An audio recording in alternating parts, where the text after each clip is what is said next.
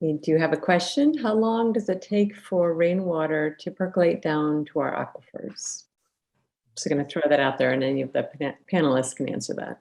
Jay, are you still with us?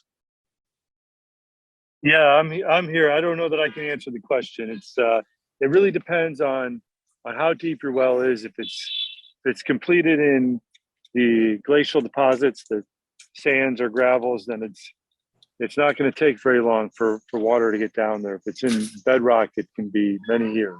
So it's really dependent on what type of system your well is completed in and where you are on the island. Yeah, if anything, we've learned that one size certainly does not fit all on Lummi Island in many respects.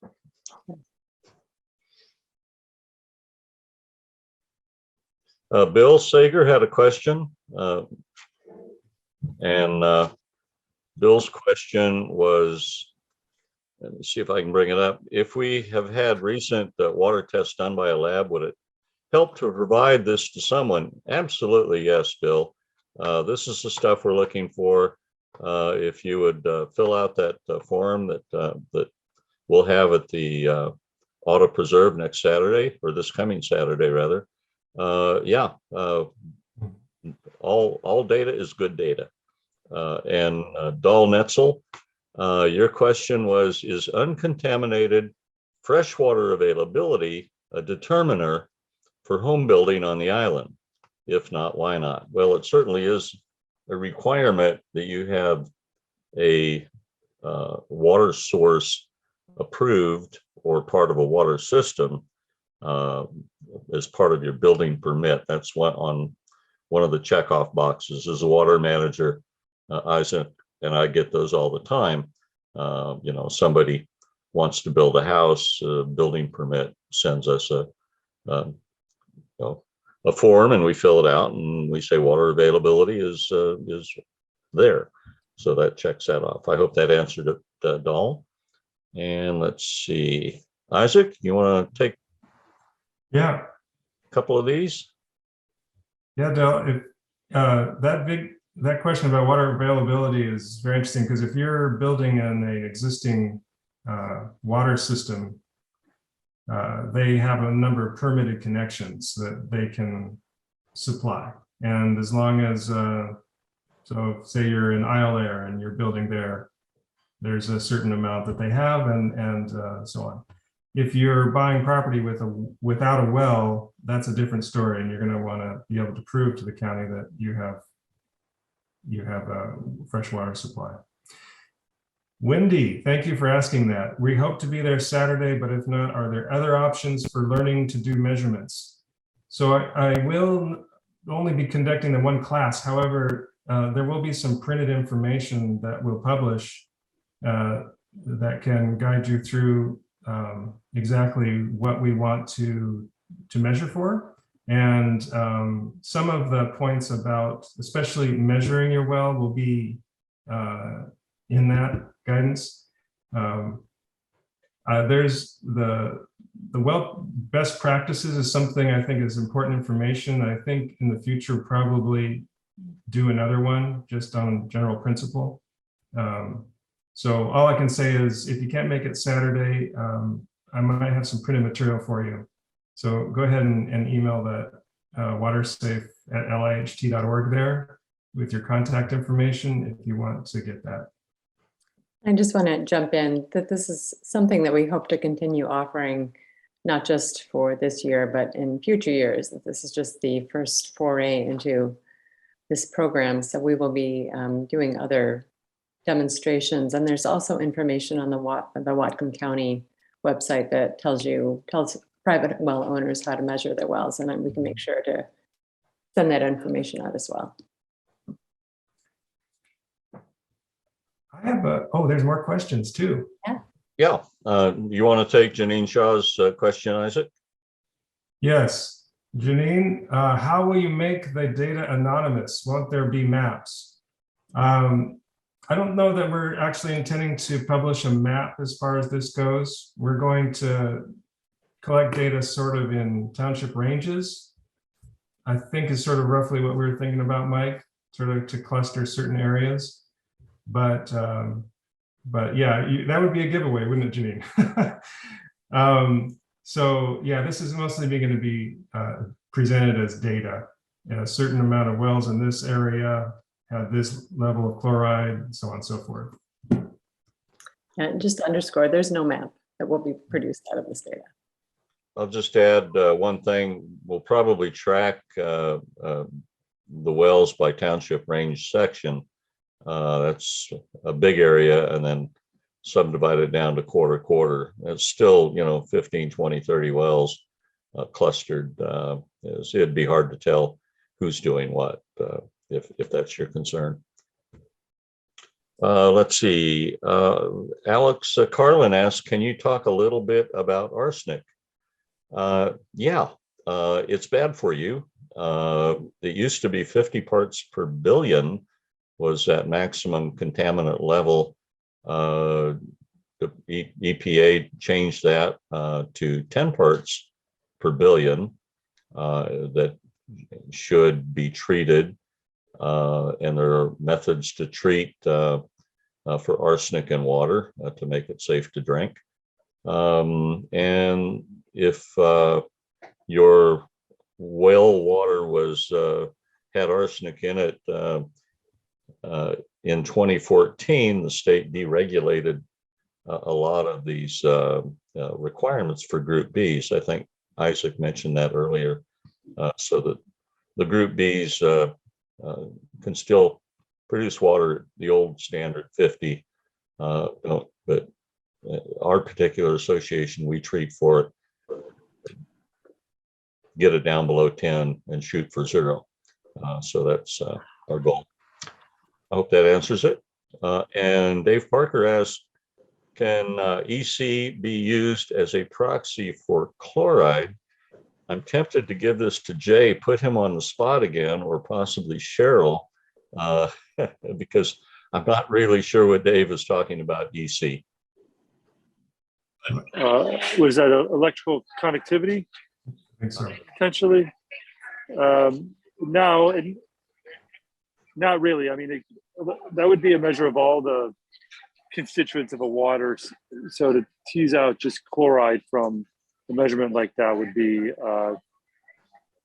difficult unless the chloride levels were very high, in which case, yes, it could be used as a proxy for chloride.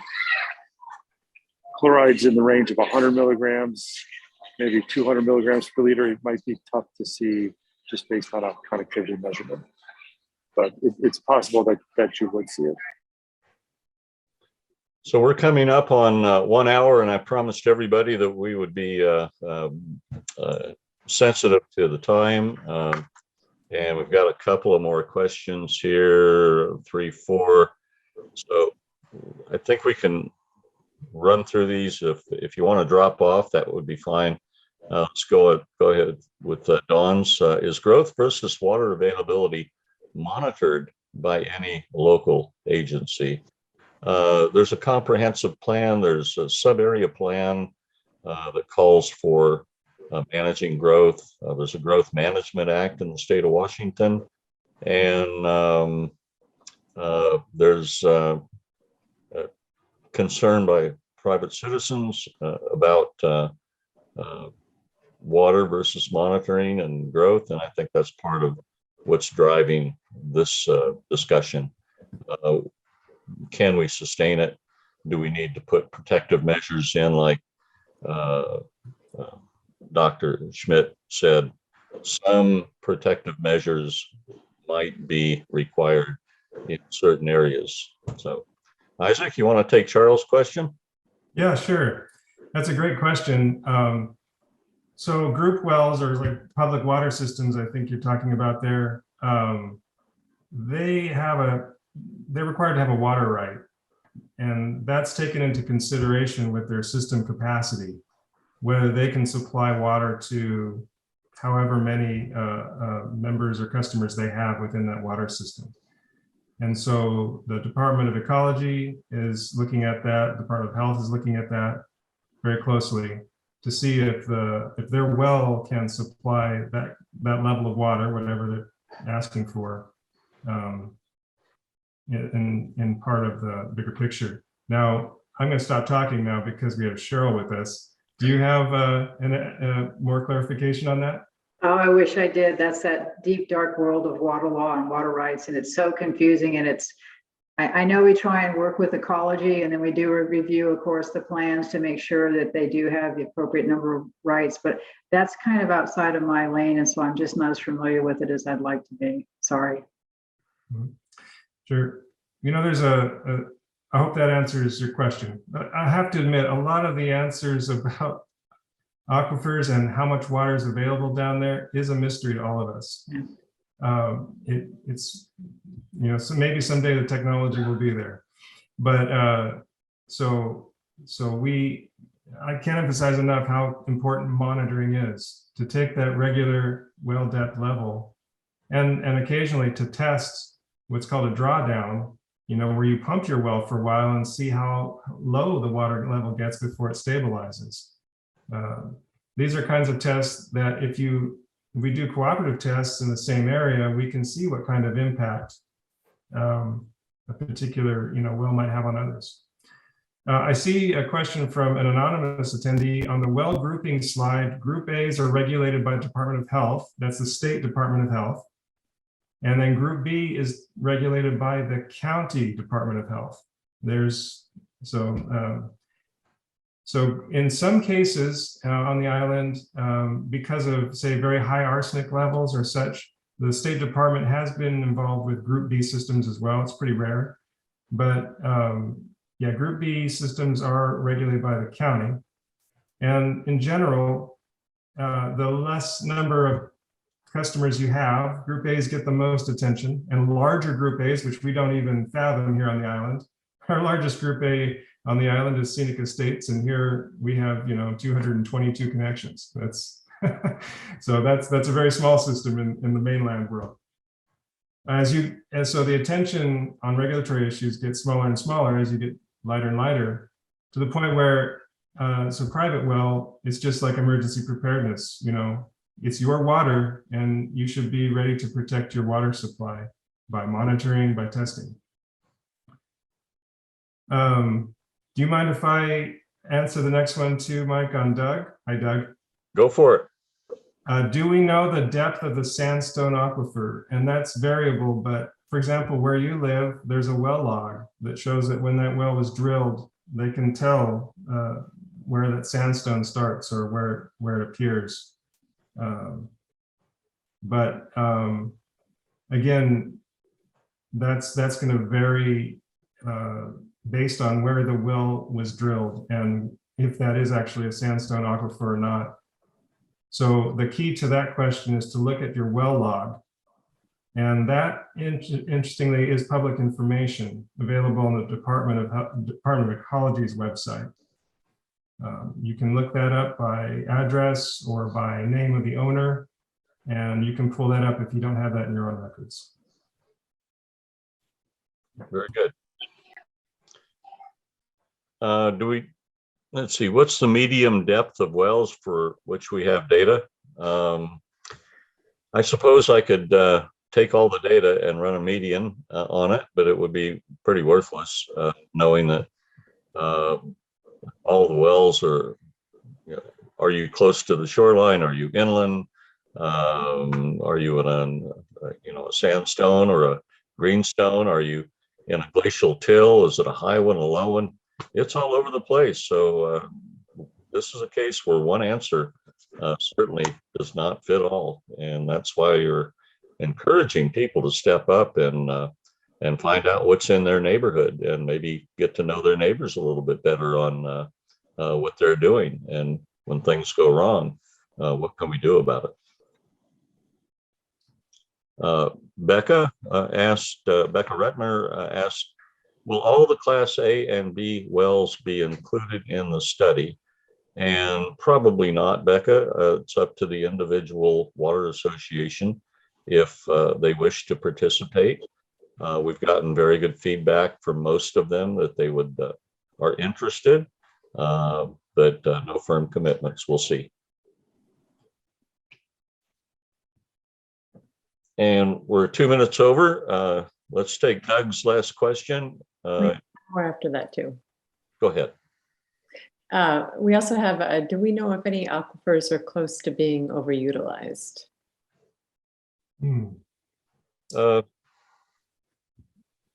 No, we don't know that.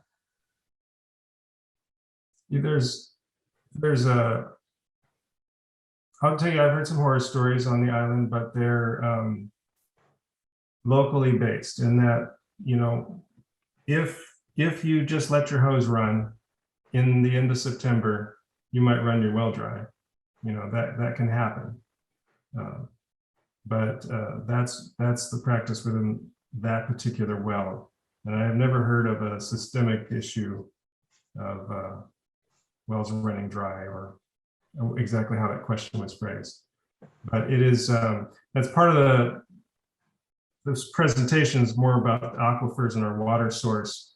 But I encourage everyone to brush up on good water practices within your own household, because that's a direct impact on your own well that you can control. And again, one of the experiences we had with our deep freeze, going back to January, I believe it was that we had massive water breaks all over the island because people weren't expecting this kind of deep freeze, and came back and opened up their system, and wow, you know, main breaks everywhere, private homes, public systems.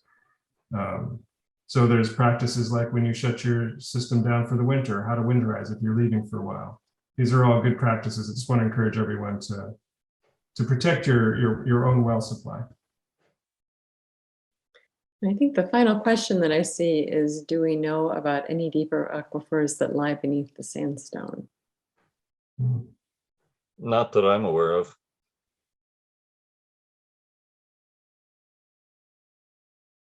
Okay. Everybody who participated in the event tonight, everybody who registered, we will be sending you a sign-up sheet that will allow you to participate.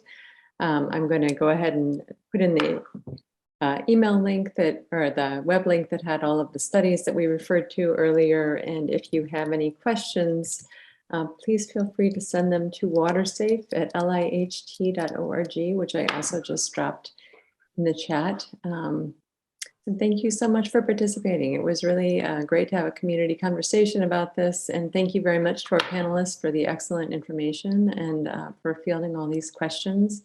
And thank you especially to Sheryl and Jay for joining us. We really appreciate it. Yes, thank you. Guys. Fun to be here. Thank you so much. Thank you. Happy to be here. Thank you. Thank you, everybody. Have a great night.